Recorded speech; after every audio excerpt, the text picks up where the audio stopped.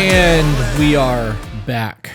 We're back. Doing our first episode ever where we are interviewing somebody, and we have Dakota from Great Wolf Tactical.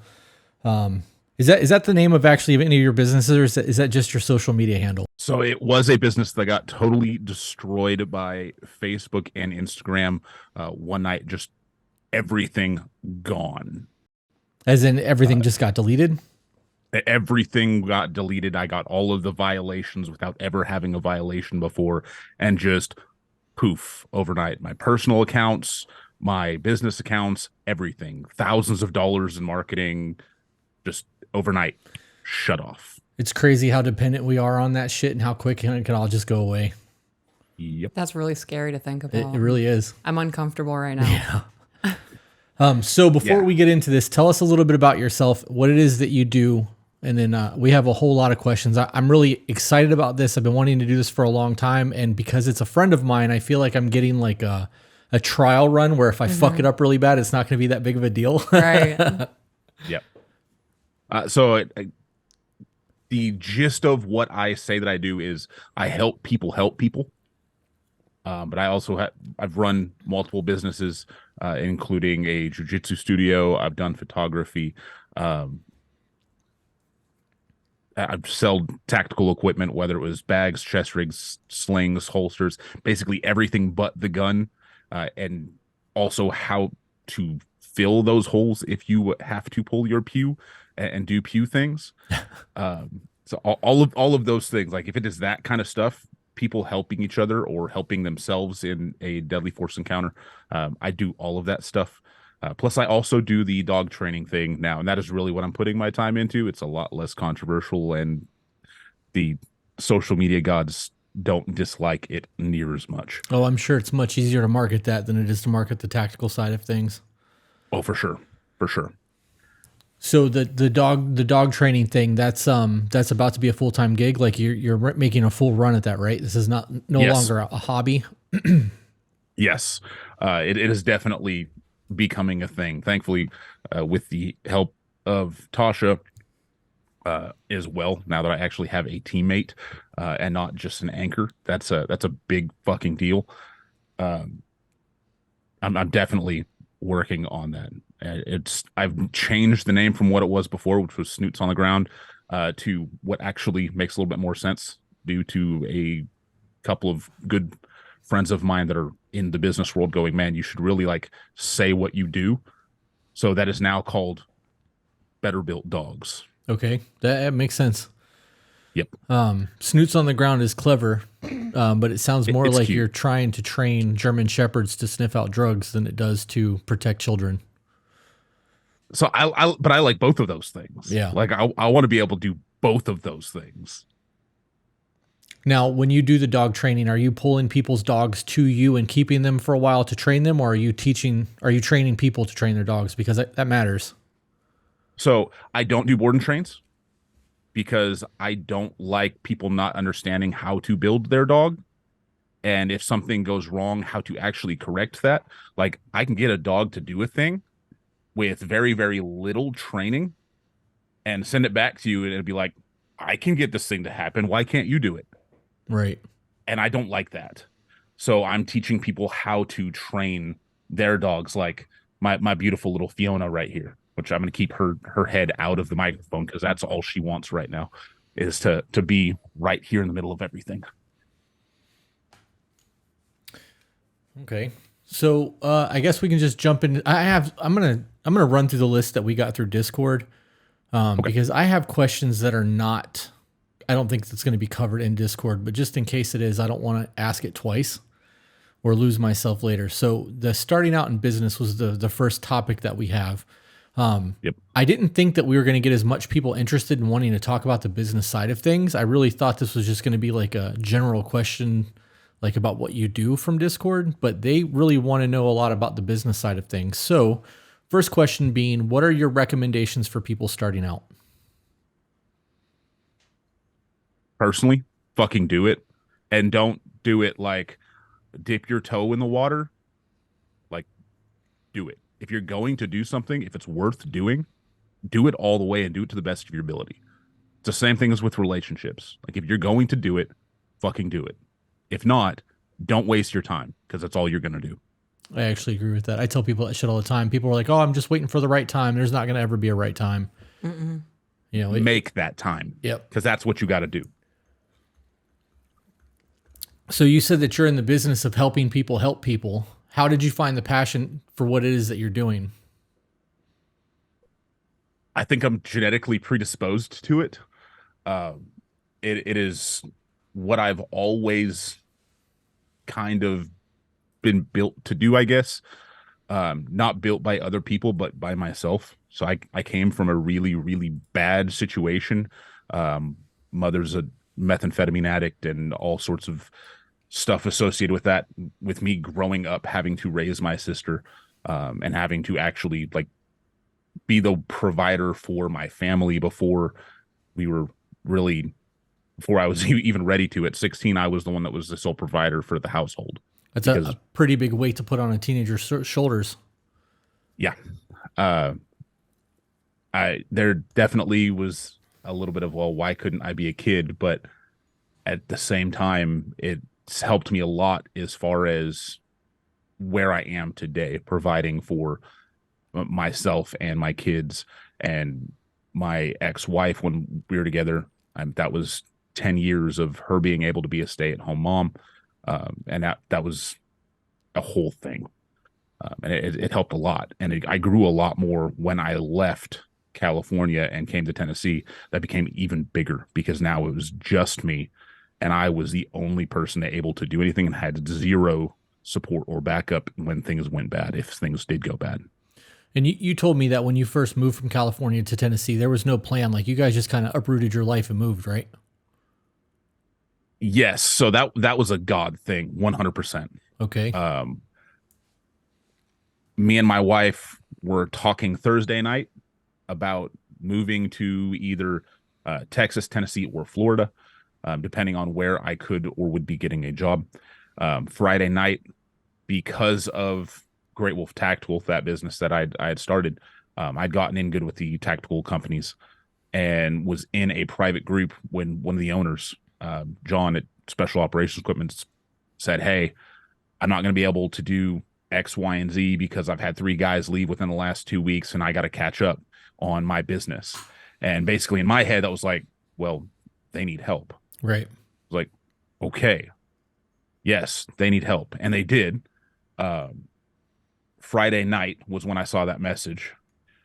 Saturday, I was in my vehicle driving here to Tennessee, and I made that 36-hour drive in under 42 hours by myself. Wow. To be here to work Monday morning. Wow. Burn the boats. Yeah. Yeah, that's definitely my motto. Mm-hmm. So when starting your business, what was your biggest concern? Was it a risk versus reward or another area? So it's a whole lot of different stuff goes through your head when you're first starting a business. Like in my case, what happens if it fails?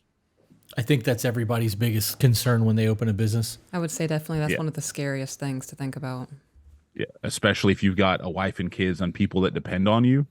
Like, yeah, I get that. That sucks. That's hard. That is a thing of, if it fails, now I've let everybody down. And that's something that is not unless you've actually done it, not something that somebody else is going to understand. Right. Do you think that do you think that I know that fear, the paralysis of all of that decision making is why a lot of people never actually try to open a business, but we know that in terms of entrepreneurship, and that's the only time I'm going to say that term, I'm going to use the term small business owner because I prefer that. As a small business owner, out of everyone that tries, only 2% make it. So if 10%, I think, is what the number of people that actually try, 2% are the ones that actually make it in business and make it successful. So we know that not everybody that even has the small business mindset is capable of owning a business and thriving.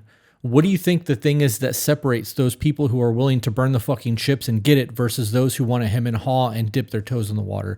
Do you think that it's really just the giving it everything and if they fail, fuck it? Or do you think there's something greater there? I think it's both. I definitely think you have to have that mentality of fuck it, burn the boats, Yeah. get after it and do the thing. But there is also a thing of discipline that has to be there, and being able to, even on the days that you don't feel like it, go and do the thing and make sure that that happens. But it also helps if you do have a support system of people around you that actually care. Like when I mentioned the having a teammate versus having an anchor, um, rowing this boat of life is a really, really hard job. And that person that you have next to you can either row with you, do nothing, or start dropping anchors and sabotage the whole thing. Yep. I mean, if you got somebody that's dropping anchors and sabotaging the whole thing, I mean, you should kick that bitch out of the boat. But I know, like for me, part of the hardest thing was that I was just the one that was going, okay, we're gonna do the thing, or I'm going to do the thing, and it was okay, sweet, and there was no help. Yeah. Having that support system going, hey, what do you need me to do? Or I see that this needs to be done. I'm going to go do this. That's a massive advantage. Yeah, I have that with Peaches. That was one of the things that like helped solidify what we've got between the two of us, is that she knows when I'm getting to the point where I'm starting to struggle, she can chime in and help versus waiting until I'm fucking drowning trying to throw me a life preserver. You know what I mean? Like that teamwork goes a long, long way in terms of success, because that little bit of weight that your partner takes off of your shoulders as you're going makes you, it's like carrying a ruck. I've used this analogy a million times. Mm-hmm. If you've got a 100-pound ruck and you're going 5 miles, that last mile is the hardest. And if somebody's there going, let me take out like half of that weight and walk this last mile with you, it's easy. You just took off half your weight. Like why didn't I do that 2 miles ago? You know what I mean? And that teamwork is how I view that. Yep. And there's a mental aspect to that too. It's not just the, oh, okay, now the actual weight is heavier. It's, oh, they're here actually supporting me. I'm going to fucking push harder now. Yeah. Yes, I agree with that. Totally agree with that. So how did you end up getting over that fear of failure and the impact that would have on your life? So to a degree, I didn't. I mean, that's part of the reason that today I still work at least 60 hours a week at another job. Bro, I'm so glad you didn't give us some bullshit answer there. No, I'm not going to bullshit that. No, that I'll 100% own up. Nope. I still have that fucking monkey on my back of what the fuck happens if it fails. Yep. And as of right now, it's all right. Get me as far ahead as I can, so that if for a couple days it fails, it's not a big deal. Yep. If for a week it fails, it's going to suck, but it's going to be okay. Right? Trying to get as far ahead as I can so I can stay ahead of that momentum is really where I'm trying to be, and building it as big as I can get before really cutting that line and fully burning the boats. Because I do believe that when you burn those boats, that is the time where that shit is really going to escalate and take off, because you have no other option. Because really, technically, failure is an option, but only if you let yourself fail. And if you're not willing to let yourself fail, you can keep that momentum going. Right. And I've seen it with other people in businesses. I'm sure, Chris, you've seen it too. Oh, yeah. The moment that they go, all right, I'm all in, I don't have a choice now. Now they really do the thing, and it's like, holy shit. Yeah. I also think that when you there's a saying that you don't need a plan B because it distracts from plan A. And I think I am an all in person. When we decided to do the podcast, we didn't think this was going to be a hobby. Like, we had no intention of making it a business, but when we decided we were going to make a run at it, it's been non-fucking stop with this. Like, it's been like that with every business I've ever owned. And it's always been me doing the work, because I've always known that, like, I'm a workhorse. And if I want the success, I have to do the work. I can't rely on other people to do it in order to get me there. You know what I mean? Like, I have to do that. Now, 10, 15 years in business, you can have employees and managers and shit running your businesses for you. But that initial 5 to 6 years in the very beginning it's all on your shoulders. There's no way around that. Yeah. And learning the basics of business, and not just, your specific thing, whatever your specific thing is. In your case, it's tattooing. In my case, it was tactical stuff and self-defense. And now I'm into dog stuff, right? Now I'm putting a lot of the dog stuff into the defense side of it too, because that's something that I'm passionate about, is helping people protect themselves. But actually, like, knowing how to run books, being like knowing the people that you need to for as far as accounting is concerned, and the shit that is not glorified at all, and it's not fun, but it's a requirement, because if you don't have that shit handled, you're not going to be able to stay in business. It is going to fail. That is a big advantage as well. Do you have any questions for him before we move on? You want to ask the next one then? Yeah, sure. What practices are key to implement when you are starting? Pay attention to details. All of them. Quality control is fucking huge for me, dude. The littlest fucking thing. Whether it is, okay, if you are bringing somebody in to help you do the thing, pay attention to what they say in that interview. Pay attention to the little things that they do, and make sure that you correct anything that is a problem early on, or that you know is a problem early on. Because if you continue to let that crap happen, just like with the dog, if they're being reactive and snapping at people, if you don't correct that shit early, it's going to kill what you're doing. Whether it is quality control on t-shirts, like we've already talked about. Right. The little handwriting notes when you send stuff out, if that's what you're doing. In the dog training thing, I make sure that I continue to reach out to clients, even if they're not paying me right now, to make sure that there's nothing going on that is going to cause them to have a serious problem. Giving them little bits of extras like treats for their dogs, and giving them that just that little bit extra that nobody else does, and increasing that experience, enhancing that experience. I believe that is a big deal. I'm going to go off script. I know that we fielded some of these questions already, so you kind of know what's coming. When it comes to the handwritten notes, and like I know that you're making custom leashes and you're doing things like that, and you said you were checking in with customers even if they're not paying you. You and I have had conversations about the rule of reciprocation, and how when you give something to someone, they feel the need to give it back to you.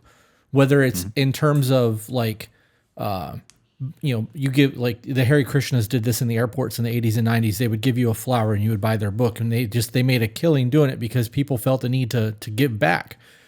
So with the handwritten notes and doing those small things, how much do you think of an impact that has on your return on investment long-term in your business? Long-term, I definitely think it has a pretty significant impact if you start it from the beginning. Right. Because it's not a lot of impact there in the beginning. It's like maybe 5%, but that 5% compounds day after day after day, month after month, year after year. Right. And that's where you see people really become a force to be reckoned with in their industry, of who's giving more and who's helping the clients more in whatever it is that you're doing. Right. Those small things add value that a lot of people don't understand. And when we live in a world that is so consumed about getting the highest profit margin possible, but they forget that their customer is what's paying them. So giving that little bit of extra over time does cost you something. But when you have people saying, hey, my dog's freaking out, whatever, and you're like, well, we're not working together, but try this. And that helps. Mm-hmm. When they come across something next time, they're going to call, and maybe they're going to hire you. And if not, if the dog gets behaved well and somebody sees it, they can be like, how did you do that? And they'll be like, oh, this guy Dakota, blah, blah, blah. And they're going to plug the business, and you're going to get a customer from that. And that word of mouth growth, I believe, is the new marketing. I believe social media marketing's dying. I truly believe that's dying. People want to feel like they're a part of something. And when they have a personal rapport with you, they're more likely to promote your business, and word of mouth referral business is the highest form of flattery you can get, because people are putting their stamp of approval on your business, and you're going to get business from it. 100%. Yeah. Shit blows my mind that people don't understand that. So I'm going to give a very specific example from something that happened today. Last week, I had a Zoom call with somebody in the Discord that I'd been tagged in. They were having issues with their dog barking in their crate at night because they were trying to go to sleep and they couldn't. Like they were getting like 2-3 hours of sleep a night, and that's a problem, obviously, because that means that they're not doing what they need to at work. Well, I sent them a text message this morning, and checked in on him, and they said he's doing much better. She's actually getting to sleep through the night now. Thank you so much. And while she's not contacting me to go, hey, I'd like to set up a Zoom session that's paid for right this moment, later on down the line, there's a good chance that she will. And I've also already offered anybody in the Discord, or in this case, now that this is going to be up on the channel, I don't mind doing it here either. But my 45-minute Zoom sessions are $75. I've offered her $25 off. All you got to do is let me know that you're coming from the To Be Better family, and we'll be good to go. Okay, love that.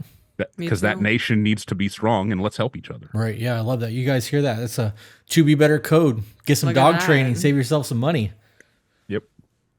I'll take money off the leashes and the treats too. Dude, and I've seen your leashes. Real shit, like I have a thing with leather. If I had a dog, I'd order a leash from him. Right. I like real leather products. Yeah. And that leash that you sent me the photo of, the pink and gray one, looked fucking pristine. Like the stitching was quality. Like, yeah, I was impressed by that. Yeah. Yep. So most of mine I actually rivet together. Yeah. I prefer that. Because now we have a metal contact point that's holding everything together instead of a little piece of thread. Okay. And I actually use biothane instead of leather, because biothane is a vulcanized rubber wrapping around the nylon, basically. So it is now does not pick up debris because it's not actually porous, even though it looks and feels like it has that little texture of leather. Yeah, it fooled the shit out of me, bro. I thought that was leather. Huh? It's not. It's not.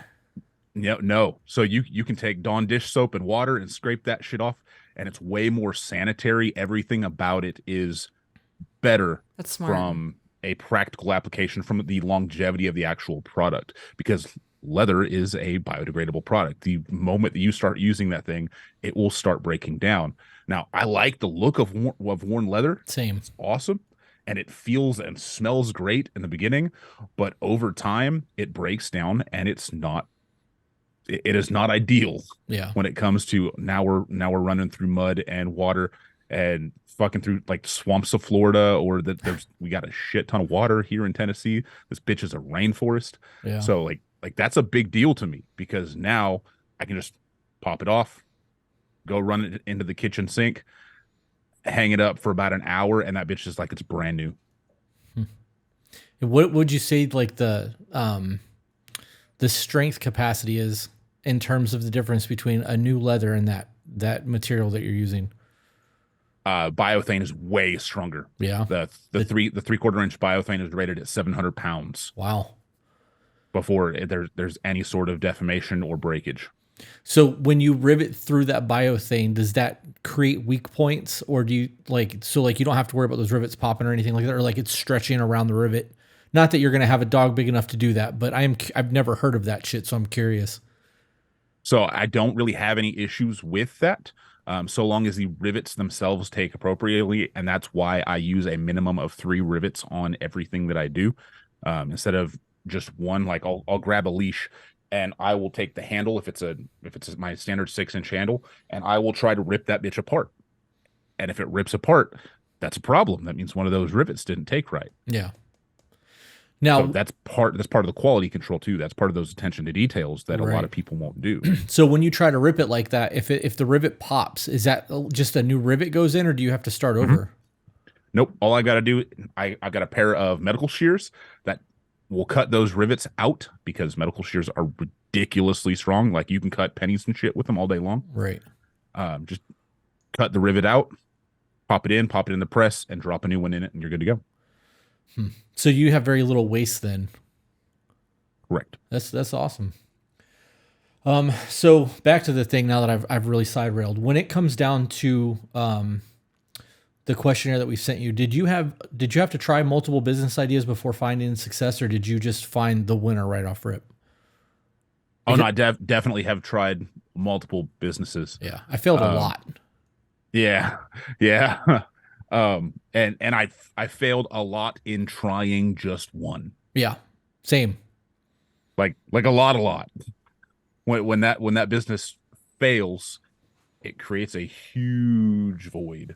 But you learn a lot in that. So, like for instance, when Great Wolf Tactical got deleted off the fucking internet, as far as social media is concerned, the only thing I had left was my client list, which I do still have contacts from. But I didn't have like a hey, give me your email and we'll contact you periodically through stuff, and having a basically we are somewhat interested in you client list instead of a okay, I'm willing to give you my money type thing. And having the people that were just following me, there was at that time when that thing got deleted, about 15,000, which is not a ridiculous amount, but it's not nothing either. Right. Well, And it ended when up you're specialized and you've got that kind of following, 15,000 people that follow you for a specific thing instead of a broad spectrum thing, those 15,000, if they're spending money with you, that's success. yep. So Uh, most retail businesses don't understand. It's not a quantity, a volume when it comes to your customer base. If you have 10,000 people or 5,000 people or even 100 people who's spending their money with you regularly, you are going to succeed in that aspect because that business is going to grow with the repeat customers. Absolutely. Unfortunately, when that got deleted, I only had about 200 or so, which is still not nothing. It's but there was also some of those that just got what the one thing that they wanted and didn't necessarily want to come back. Um, or there's just things that I didn't handle because the what I was basically doing was reselling products. It was a retail store. Right. I wasn't making my own stuff at that point. That is another thing that I learned is it's easier to build a following for people that are actually producing something more than people that are reselling things. Speaking of producing things, since you're in the tactical gear, did you ever try making Kydex holsters? So I tried once and then realized that I would let the professionals do that job. Because though I'm good at doing like engineering and stuff like that, for whatever reason, I have a natural application to it. I like numbers and geometry, and I can envision 3D shapes in my head and figure out like how that's going to work. Um, but I didn't have the time nor the drive to actually turn that into a thing that I did a lot. And I had friends that did, so I let my friends that do that do that. Right. Yeah, I know that's a very saturated industry. I have a couple friends that were doing it too that tried to get into it and like, man, there's just no money. And I'm like, there's a lot of money in it. You're just not good at it yet. Then you haven't found a way to market yourself and got into custom like colors and shit because for a while there, I was buying holsters just because I like the look of them. Like nobody's going to see them. They're fucking tucked in my waistband. But I know that there's a We the People on there and I want that. You know what I mean? Like, Yeah.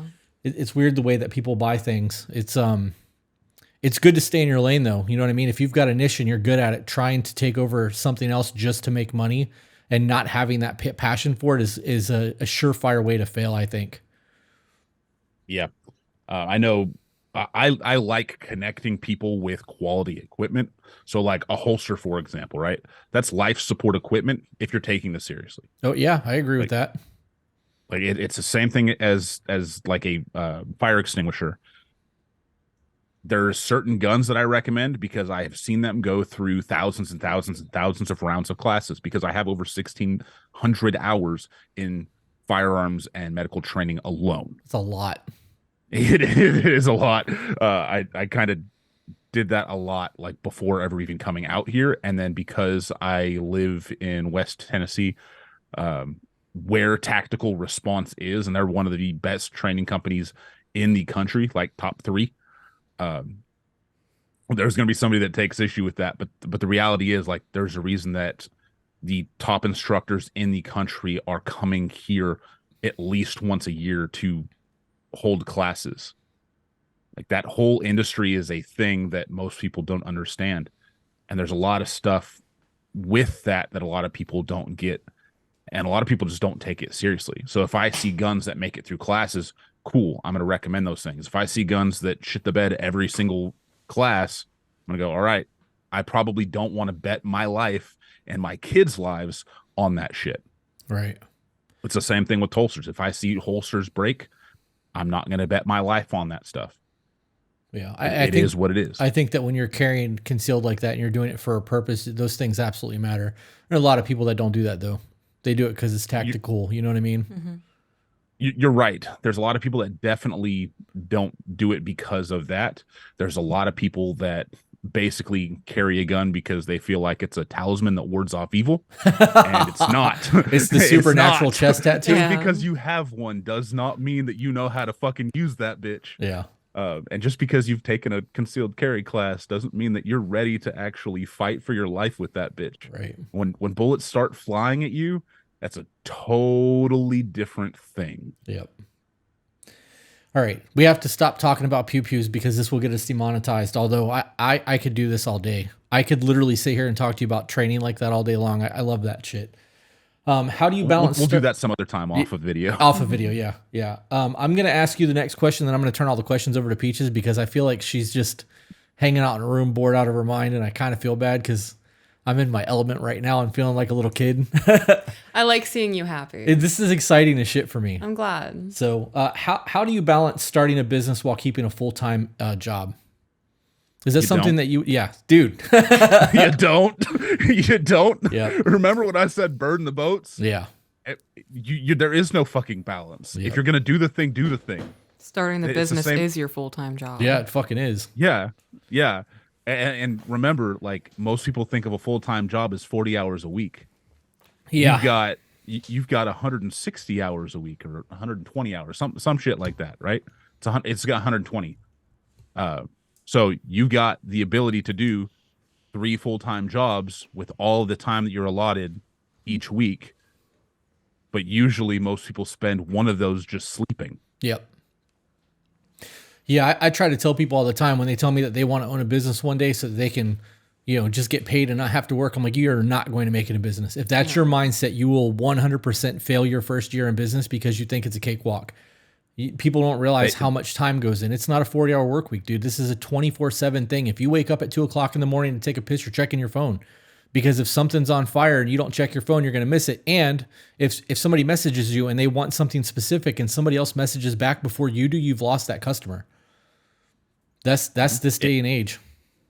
If they have that mentality of they just want to sit back, they've failed before they even started. Yep. All right, babe, I'm going to let you look at these questions and just ask the ones that you want. And there's more down there I can scroll if you want me to. So the sentence reads as, what kind of place does your mind need to be in order to run a business? And I feel like saying place is a temporary thing because we leave places all the time. Okay. So what, I would say, mental fortitude did you have to work yourself up to actually say, okay, I'm dedicating myself to running a business? So as far as mental fortitude is concerned, you have to have a driven personality. You have to have enough discipline and drive to say, I'm going to do this thing, and then actually do it. I actually agree with that. It is. I think it's more of a state of mind because you either have that or you don't. Right. And I really think that a lot of that comes from born of necessity. Like he said that he had a very rough childhood. At 16, he was taking care of an entire family. I grew up selling dope. Like I came from a very different life than he did, but that work ethic was still there because if I didn't do that, I didn't live. Like it was a necessity for me, but it taught me that drive that other people lacked. Because people were working a regular full-time job, 32 to 40 hours a week and getting that paycheck and going home and fucking off. And I wasn't doing that. I was on the corner. Like it is, I don't know. They said in the 50 Cent movie that if you sell dope, you're working less than a minimum wage job when you factor in the actual hours of it. And he's not wrong. It's like that for most business owners. They're working for no paychecks for months at a time. Andy Frisella made $65,000 his first 10 years in business. Wow. 10 years. Combined. Yeah. Yep. I fucking love that dude. I love his attitude. I love his fuck all of it. Let's do this mindset. Like, and you need that to thrive in business. Yeah. People don't. If it wasn't for that dude, I never would have started my business. I never would have moved to Tennessee. Like 100%. He is one of 3 people that has absolutely changed my life without ever meeting me. And I've now met the 2 other, but prior to that happening, there was 3 people that I was listening to as far as starting a business and trying to figure that stuff out and trying to actually be better.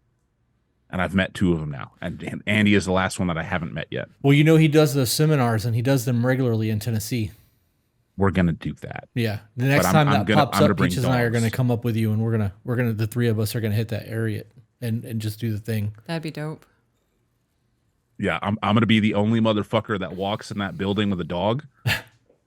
and they're going to be like, who's the fucking dog guy? I'm the fucking dog guy. Come on, let's go. That's funny. Like that little girl that keeps hopping up on this chair, that's the one that, like we were talking about before, that's the one that would sit at Peach's feet. Because if anybody fucks up, she's going to be able to handle it. Yeah. Yeah, we've made it clear that if we ever do meet and greets, that Dakota's dogs are going to be viable security. Yeah. Which is exciting. But that's a legitimate security thing. Yeah. Like for real. Nobody wants to fuck with a dog. Like if you have a big black dog that listens, even if they're not bite trained, people are like, oh shit. Yeah. That's a threat. You're right. Yeah. We identify as a threat, bitch. That's funny.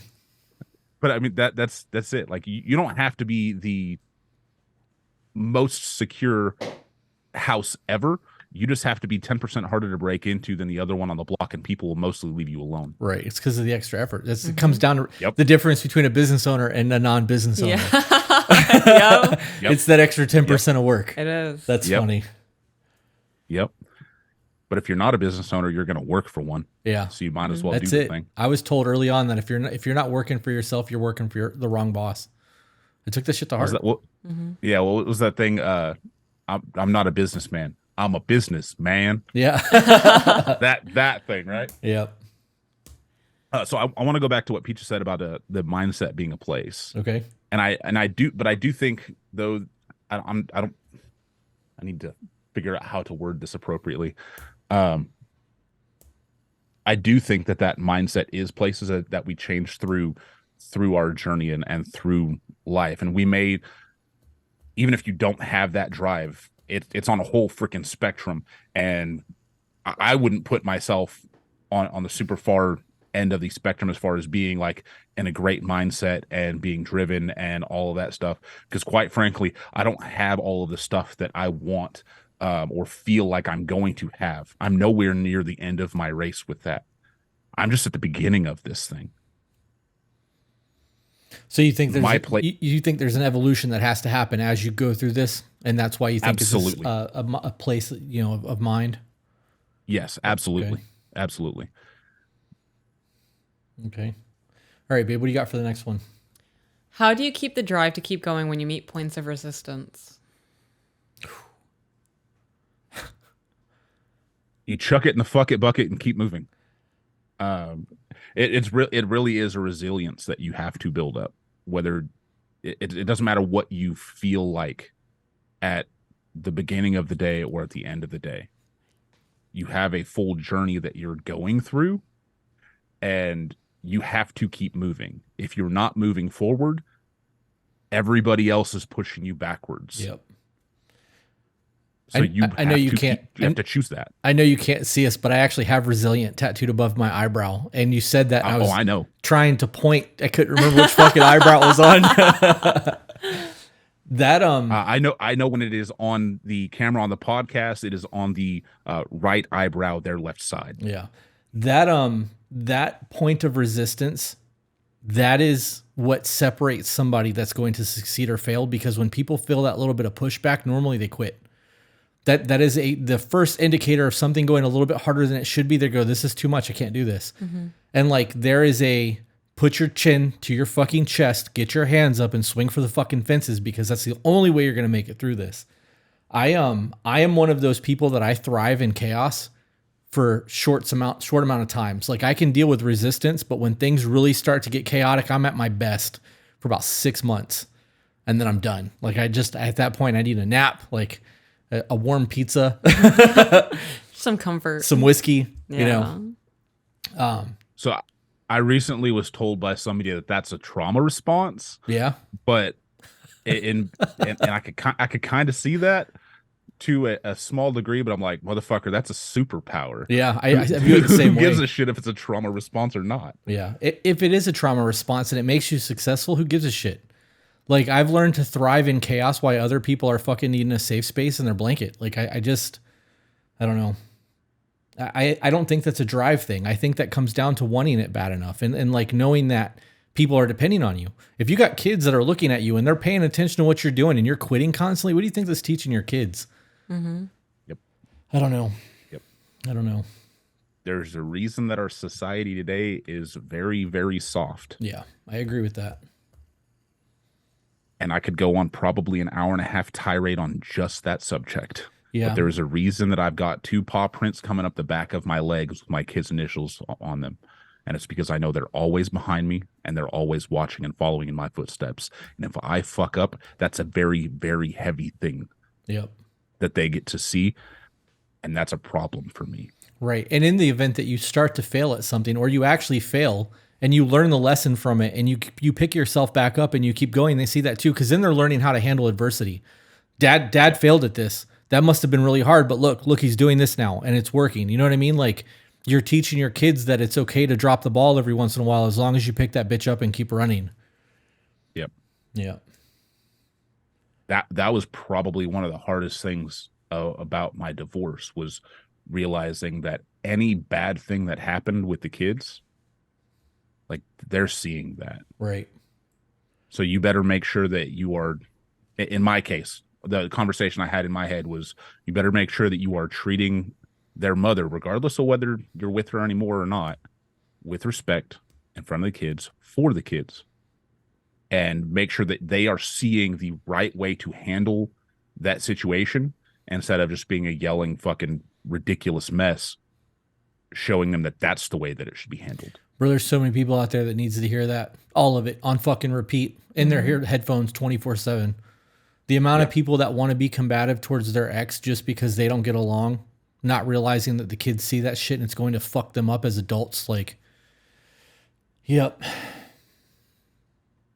And I'm still not through that battle. I'm still dealing with that crap. But it that's a thing that you need to think about. Yeah. So what would be considered a reasonable 5 or 10-year goal? And what are the steps to work towards these goals? Before you answer that, do you think, because we didn't write these questions, other people did. A 5 and 10-year goal is a long fucking time. You know just as well as I do that within a 5-year span, that's so far out that literally your entire life could look different in 5 years. Like truly look different in 5 years. So do you think that a 5 and 10-year goal is too far? So I would say that, is it too far to look at? No. But is it too far for that to be the only thing that you're looking at? Absolutely. Okay. Because the last 4 years, I'm a totally different fucking person. Right. The last 4 years prior to that, totally different fucking person. Yeah. Yeah. Our lives has changed in less than a year. So like I'm a 1-3-5 guy. I have 10-year goals that I want, but like I know that planning that far ahead is futile. Like I have ideas of things that I want to accomplish, but in reality, if I plan my 1, 3, and 5 properly, I could realistically achieve a 10-year goal in 5 years if I stay focused. So like in terms of a 1, 3, and 5-year goal, what does that look like for you? So 1 year goal is property with a facility for the actual dog training business. 3 years, I want to be at $1 million in gross revenue. And 5 years, I want to be at 10 million between all of the businesses that I want to do, because at the 3-year mark, I should be starting to open up a couple other businesses and already have people in place to run one of multiple dog training franchises at that point. Okay. What do you think the hardest thing is about being in business then? Because for me, it's always been the employees. It is. It's 100% people. People are the necessity and also the problem. Like, good people are absolutely worth their weight in gold. Yeah, I agree with that. Bad people will sink that ship because they are the weight of gold, but unfortunately not helping you, and they're not worth it. All right. I'm going to move away from the business questions because there's financial questions here, and since money just got brought up in your 1, 3, and 5 year plans, do any of these look appealing to you?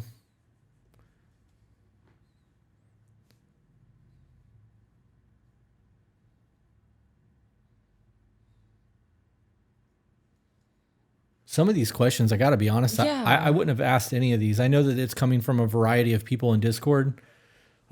So I'm going to ask my own in terms of this, the financial questions that were on this list. I'm going to actually just skip all of these. Yeah. When you're 1 year, 1, 3, and 5 year, because you want to be at 3 million revenue. $1 million revenue within 3 years. And I know personally that's very doable.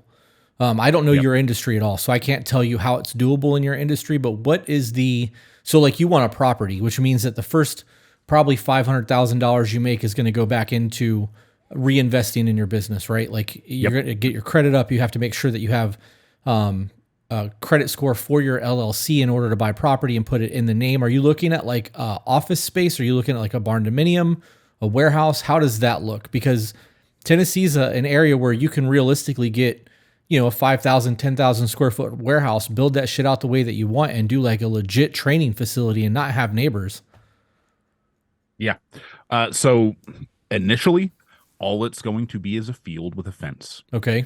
And probably a Connex box to actually store things like food, an IBC tote of water, all of the, like my bite suit, training pads, sleeves, things like the dog's bite pillows, bunches of leashes, all of the stuff that comes with dog training. How much land are you From looking there, at? if I can get it, I would really like a minimum of 5 acres for that facility, which here, thankfully, is not super expensive. You can find land here for about $3,000 an acre. Holy fuck, dude.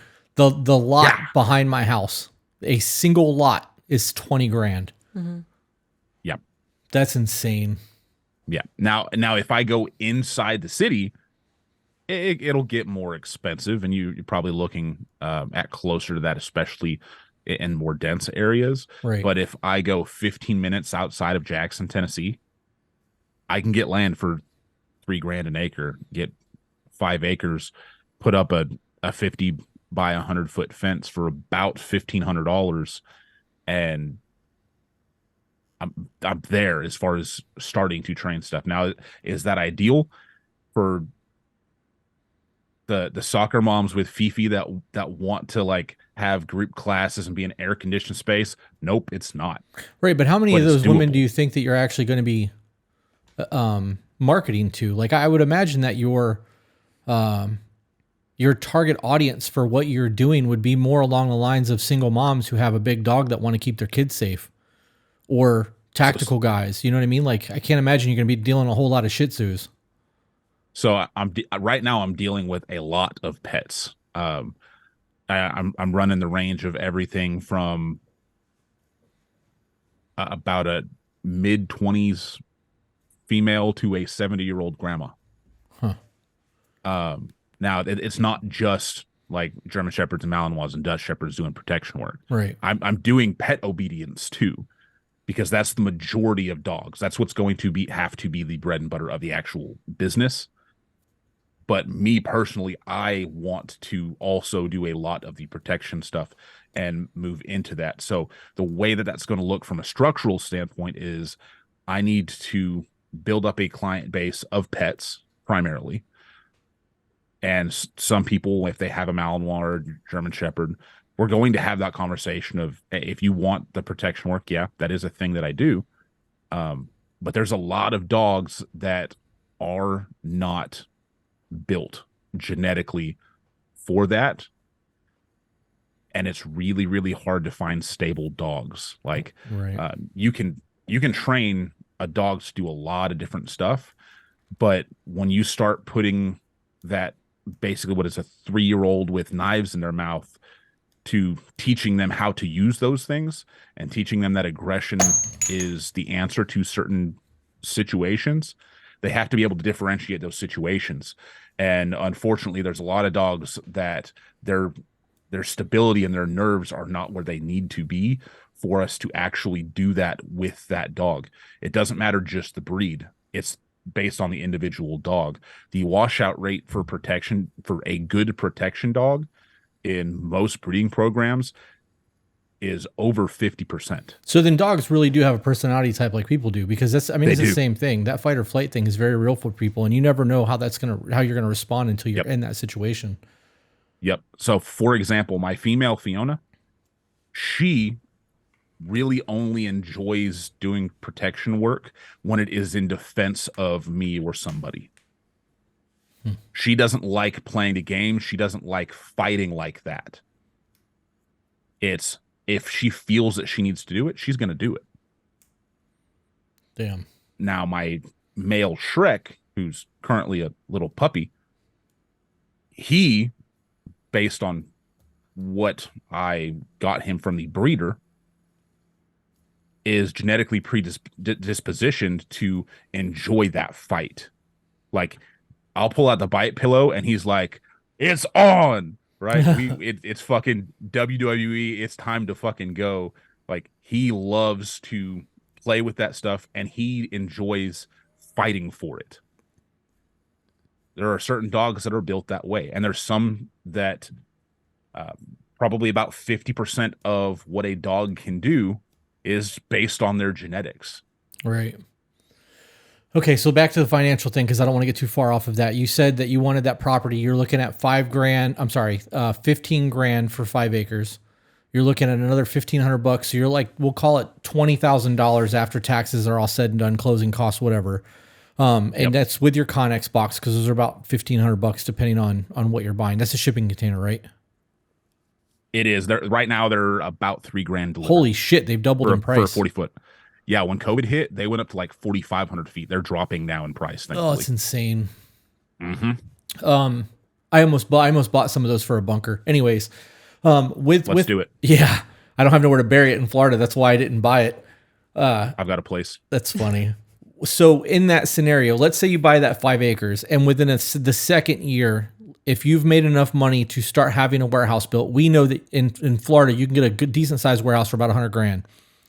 If you were to do the warehouse and you were to do it on 5 acres, would you ever consider building it big enough that you could use it as a residence? No. And why is that? Because I don't want to live And work on that first property. Gotcha. I am a creature that needs to have structure. And part of that structure is I need a dedicated place to go to make sure that I'm doing that thing and not being at my house fucking off, checking Facebook and doing stupid shit, pulling up YouTube and just randomly watching YouTube videos at the desktop. Like that doesn't need to happen. Okay. So like, that's something that you had to learn about yourself, because that's not something you just wake up and go, hey, I know that I'm this guy. So what did you do that made you fail to learn that about yourself? Because something was like kicked you in the ass and was like, okay, I can't do this anymore. I have to physically go somewhere. I started a business and then realized that after that business failed, that part of the reason that business failed is because I was sitting on this fucking rectangle going, oh, I'm working. But no, really, like I'm fucking around on stupid bullshit, not paying attention to the things that actually matter. Yeah. That life lesson, that business lesson is an expensive one for people if they go all in. But if you can learn that about yourself early on, that's a big deal. And a lot of people are learning that about themselves by the work from home situation that happened during COVID. A lot of people are realizing they're going stir crazy sitting at the house. Yep. Okay, so to the dog training questions, when it comes down to working with the dog, what kind of lessons have you learned that can translate into life lessons?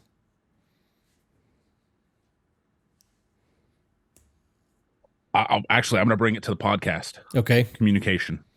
Communication is 90% of dog training. Knowing how to clearly communicate with that dog is 90% of the whole thing. Can you give examples? I can. Dogs are primarily nonverbal communicators. Right. Right. So they primarily go off of body language and things of that nature. So it's a lot easier for them to learn things like sit or down with hand movements, like bringing your hand up or placing your hand flat.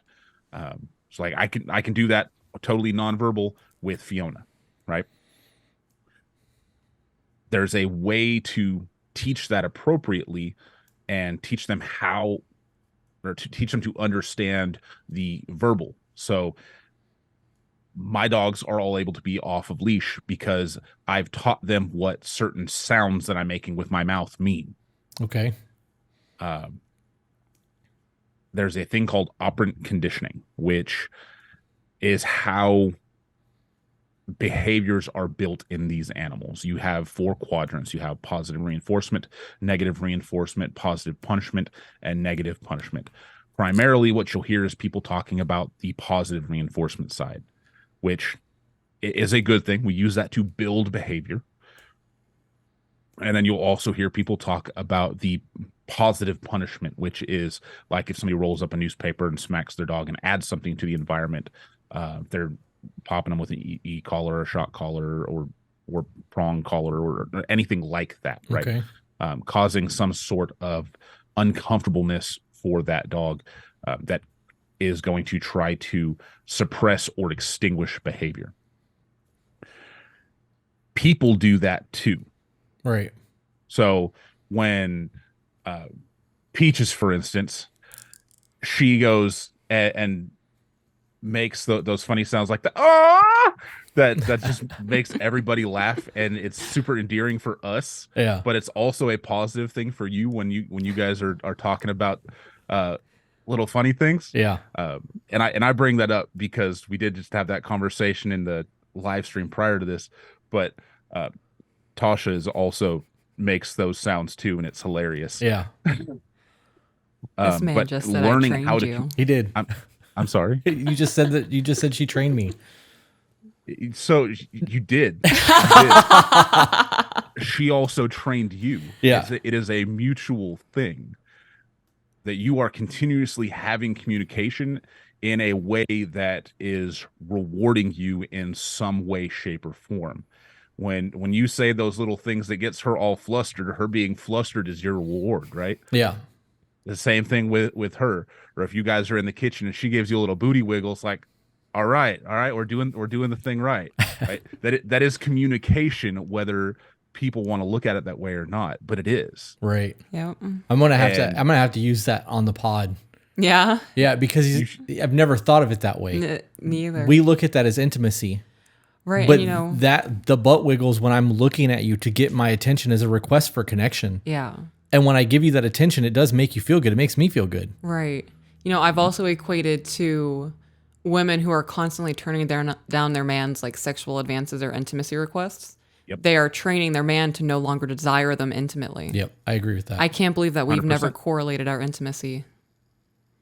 Yep. I'm a well-trained bitch. That going away, it may not be a positive punishment where they're like, hey, smack him across the shoulder and be like, don't fucking do that. But that withholding that is it is negative punishment. Mm-hmm. It is, they may not be actually physically doing any harm, but they are doing something that is going to suppress and eventually at some point extinguish that behavior. And it does the same thing in dogs, withholding food or withholding pets, withholding their ball.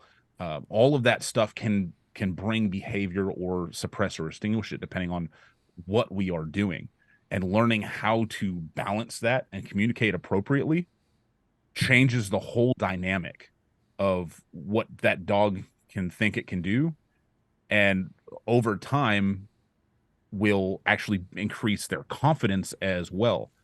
So somebody who's not super confident, if you go in as a person that has any sort of leadership over them and you start giving them some positive reinforcement on the good things that they're doing and they didn't have any confidence before, now you're starting to build their confidence, especially in those particular things, and they're going to offer that behavior more, and that confidence will then start going out into other areas of their life. And if you can do that for people, or you can do that for a dog, you can have people and dogs that do insane things that you didn't think that they could do before, or that they even didn't think they could do before. Yeah, there's a whole life lesson there for everybody that's listening. If you've made it this far into the podcast, that was the golden nugget that you've been listening for, because that fucking is everything when it comes to leadership, marriage, relationships, parenting. Like that, everything he just laid out is everything that you need to know about being a proper leader. Knowing how to build somebody up and build their confidence goes a long fucking way in the relationship that you're going to have with them, because they're going to view you differently. They're not going to just see you as a boss that's going to berate them and talk down to them and, you know, punish them for not living up to what they're not capable of living up, when you can build them up and help them achieve it. Yep. In my case, my dog can actually climb vertical ladders, right? She'll fucking climb fences. Whatever it is that I ask her to do, she will do it. She at least will try, because I built her confidence up that much. So, and that says a lot about the way that she trusts you for her to even be willing to try to do something like that. Your dog literally goes, okay, he believes I can do this. Fuck it, I can do this. And then it attempts to do it knowing, like, I shouldn't be able to climb a ladder. Right. That's wild. Yep. But they can. Right.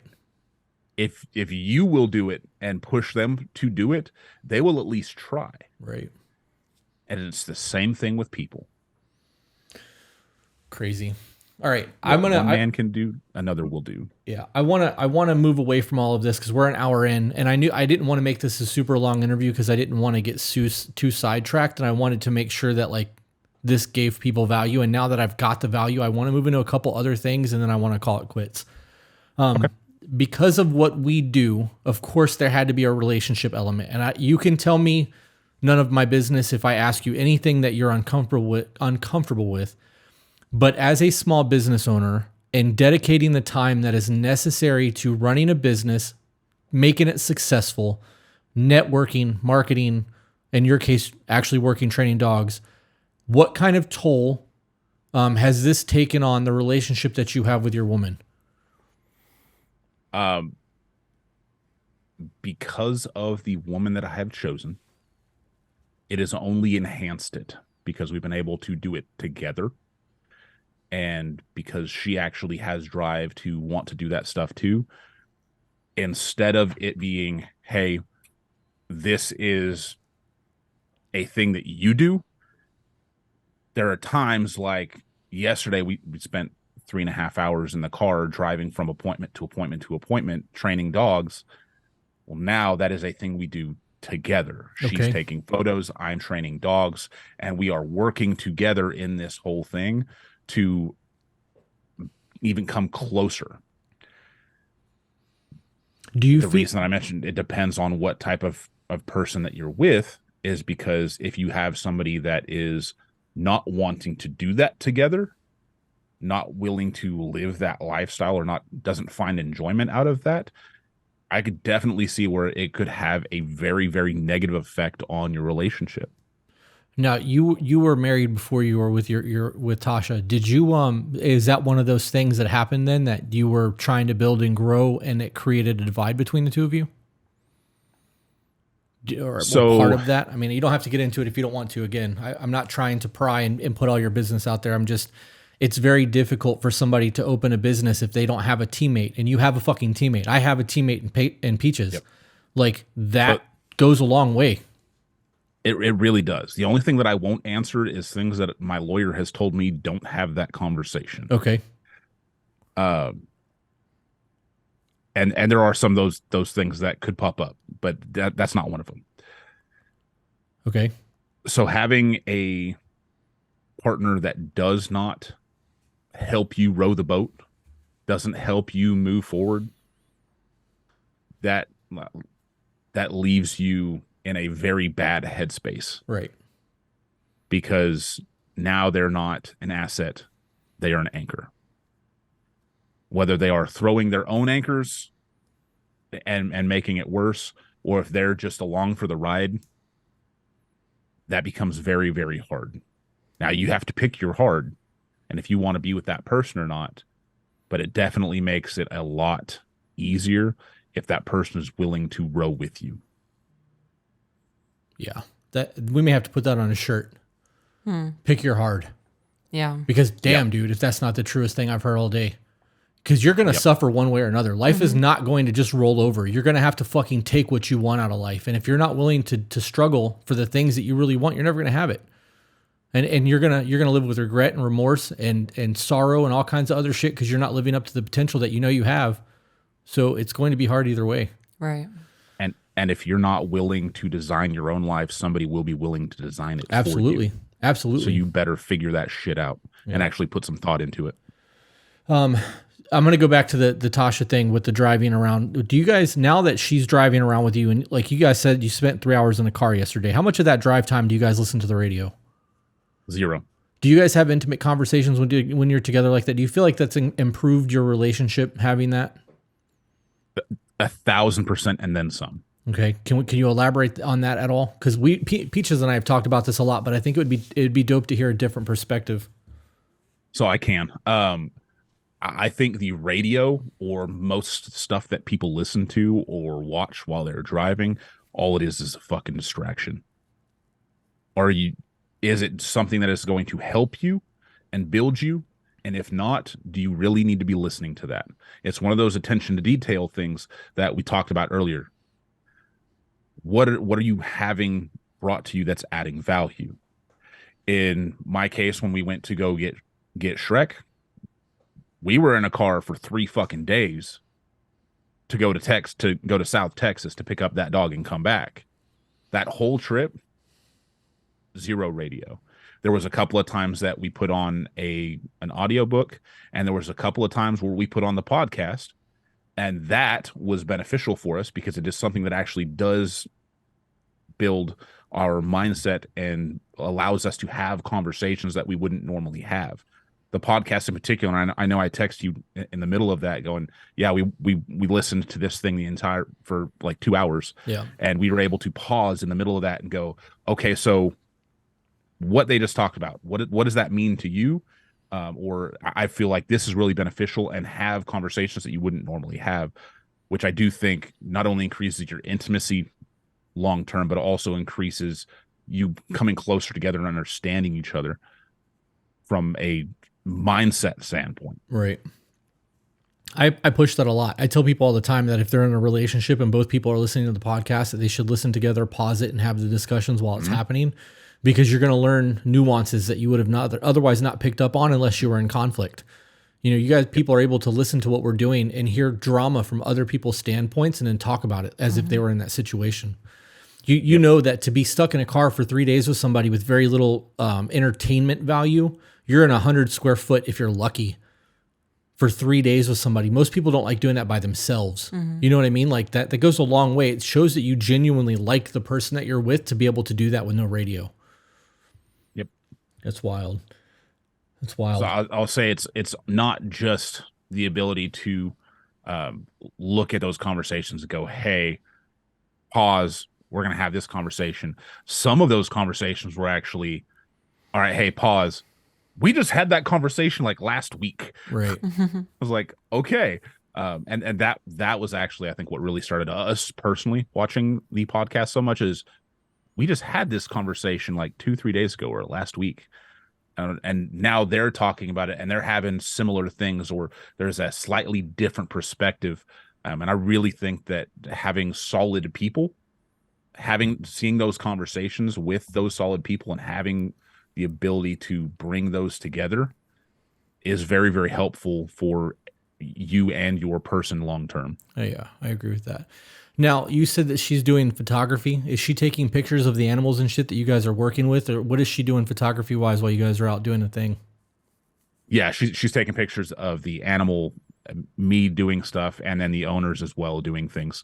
And then I got that gibble, and she's starting to take some videos and stuff with that too. Okay, so is she handling the marketing side of everything? Is that something that she's going to be doing moving forward to help with the business, or is she doing the shooting and you're doing the editing? How does that look? Because I think that's super fucking dope. So she's doing the shooting, and I'm doing the shooting.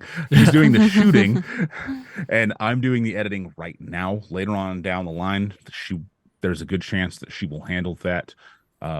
What I would really like to do long term is actually hire somebody to do that once the business gets big enough for that to handle, and eventually have them handle all of that stuff so that I don't have to touch any of it, right? That my goal is similar to yours of I just want to be able to come, do the thing, and fucking go home. Yeah. If there's a fire, I'll put out the fire. If there's a decision that needs to be made, I'll make that decision and try to put people in place so that I don't have to make as many of those decisions and that they are making the right ones. That's how that's supposed to go. Right. That also speaks on your level of knowledge when it comes to business, because I can tell you that I have a general manager that I literally run my entire life through. I haven't written a paycheck or a rent check for my business in almost a decade. And hiring her, even with her payroll, increased my revenue because it allowed me to do other things. So I took a loss on paying somebody to do something, and I pay her very well. Like, she makes really fucking good money. But being able to go, I literally, she's the only time I'll ever stop what I'm doing to answer the phone, unless it's Peaches, but we're always together, so she never calls me. But if my phone rings, I'm not going to answer it 99% of the time. But if it's my manager, I'm stopping what I'm doing because she doesn't call me unless there's actually something that needs my attention. That goes so fucking far in business in terms of like making it so that they have their job. She can delegate what needs to go downhill, and you can focus on the administrative side, making marketing decisions, trying to figure out what you're going to give away, trying to figure out how you can make your leashes better, trying to land new clients, pricing out jobs. Like, it removes a fuck ton of workload from your plate. I can't stress that enough. If you have the ability to hire somebody to do something that you're doing, do it. Take the pay cut. And like right now, I'm actually looking for somebody that can do video work locally, so that when Peaches and I can go do shit, all they got to do is handle the camera. I have all the equipment. Yep. I'll edit myself. I literally just need somebody that knows how to do the exposure triangle and follow us around while we're doing shit. Because I don't want to be excluded from the content that we're creating. If I'm behind the camera constantly, then I'm never going to be a part of the B-roll. We're not going to be able to have discussions. Mm-hmm. She's going to be interviewing people, and I'm going to be behind the camera. I don't want that. So I think it's dope that she's doing that. And like, I got to be honest, even if she doesn't, even if you guys don't hire somebody to do the video photo aspect of it and you just paid someone to do the editing, having you guys work together as a team while you guys go do that shit is going to be, I think that's going to create a closeness between the two of you, because you are still working together, and it gives her reasons to go on jobs versus just to be there. And I think that might actually go a long way. I think that's a cool thing. Mm-hmm.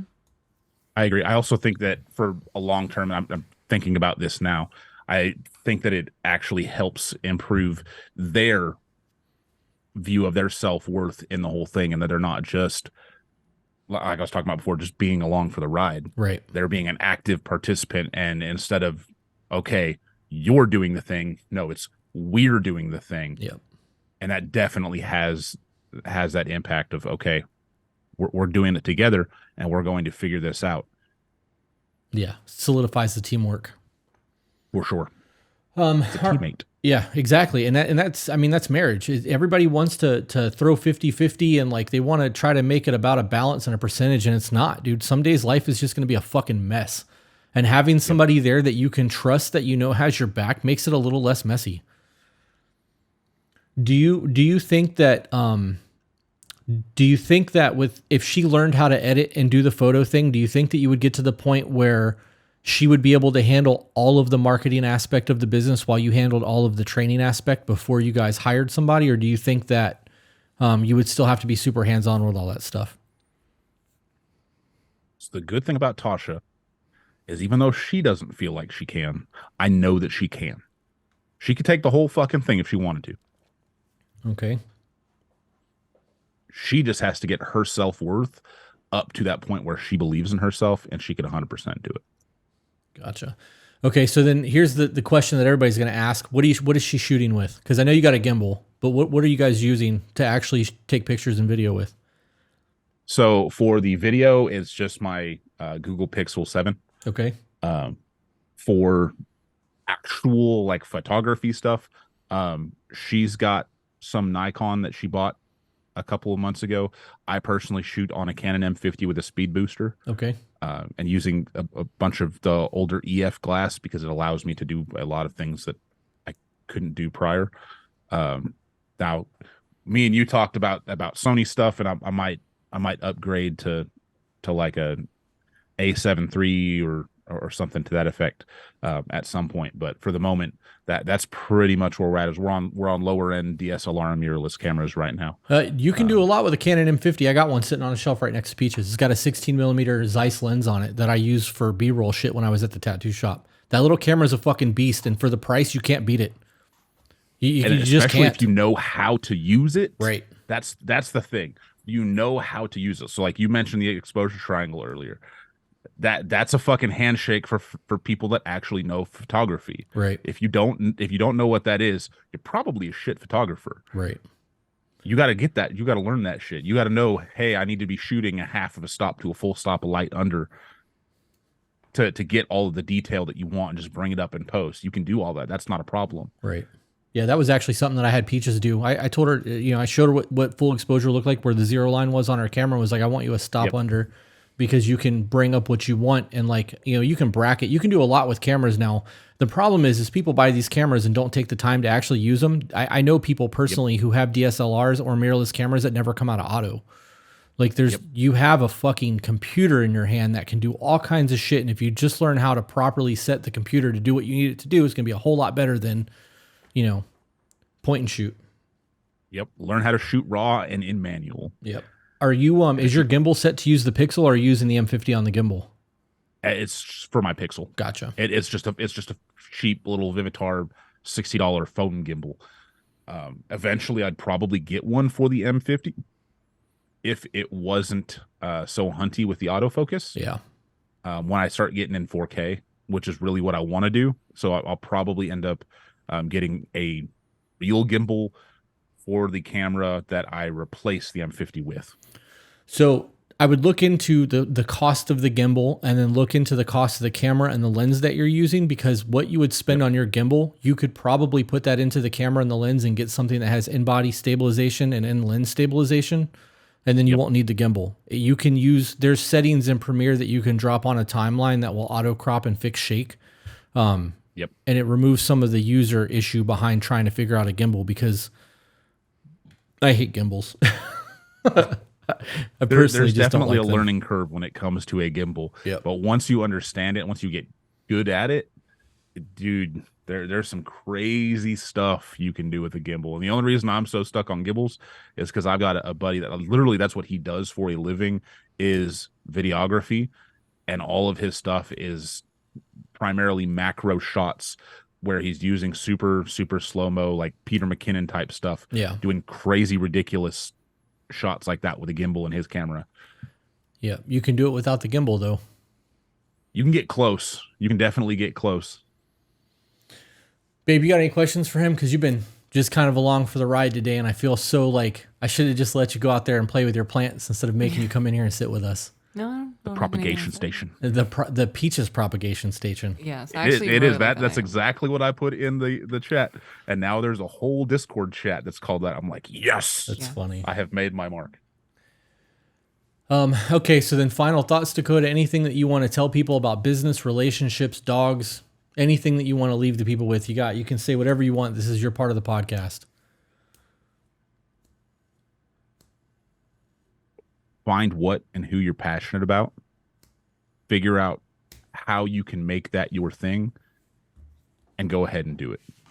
Whatever that is, whether it's in business or it's your person, figure it out. Don't quit. Keep moving forward.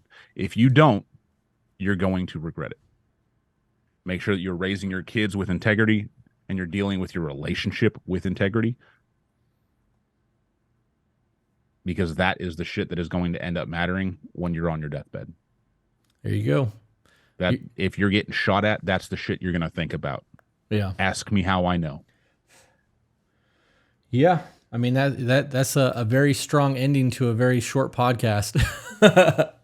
I could clip just that one profound moment to the end of this, and that would have been enough for me to call this a successful interview.